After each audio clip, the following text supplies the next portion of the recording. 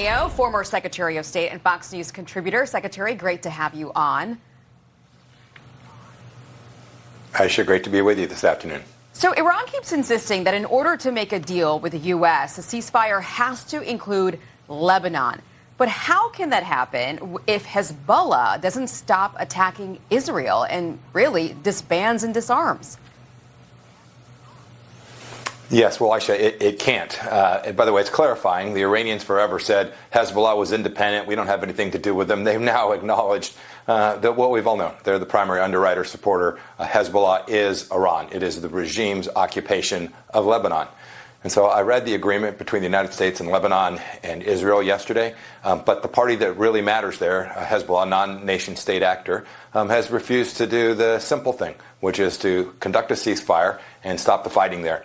And so Israel's going to do the necessary. Their citizens still can't move back into the northern part of their country. You know, we wouldn't accept it if our citizens had to move out of their homes. Israel's going to do what's necessary. And you've seen Prime Minister Netanyahu acknowledge that this will continue. And so if the Iranians continue to hold to this idea that somehow a ceasefire there is part of this, I see no way there'll be an arrangement between the United States and Iran that solves the crisis that's in the Strait today.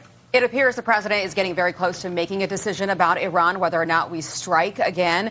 This is a New York piece, a New York Post op-ed by Victor Davis Hanson, and he puts it this way, Secretary. He says that the president really faces two stark choices here, and I want to get your take on this.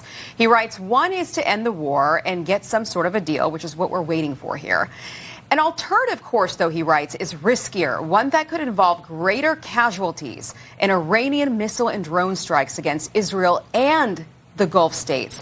The point would be to inflict enough damage on the Iranian theocracy and its appendages to end the current off and on war. Do you agree with that assessment? And if so, which one of those two stark choices do you think the president is going to make? Aisha, I actually think those choices come together. They come together because in the end, you have to take down either the Iranian regime's capabilities sufficiently that you can begin transiting the Strait of Hormuz and keep our Gulf Arab state allies and the Israelis safe from missile and drone attacks, or ultimately have to change their intentions. And I think each of those is going to require a lot more pressure than has been brought to bear to date. And so whether that's kinetic strikes or continued economic sanctions against them, pressuring them with our blockade, the Iranian regime has demonstrated time and time again that whatever they write down is absolutely meaningless. And so the United States and our friends and allies are going to have to do the necessary, reduce their capabilities and change their intentions. And whether that is can be done through economic means in the blockade or is going to require further military action by the United States, I think that remains to be seen. Every day that goes by, the Iranian regime is more confused, more fragmented, and poorer. Those are really good things for the security of the American people. So are you saying that you think that we still have a chance, an opportunity here after all this time for a total regime change in Iran without an Ayatollah? I think in the end, the regime has got to change to the extent the regime is the regime that started this war, right? And there's no such thing as an Iranian moderate anywhere in their leadership.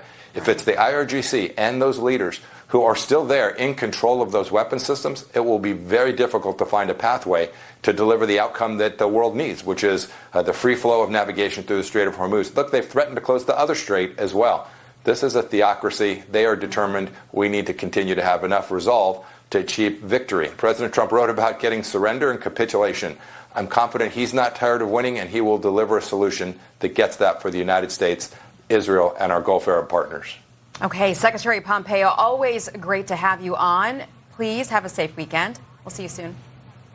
Thank you, Aisha. You have a great weekend as well.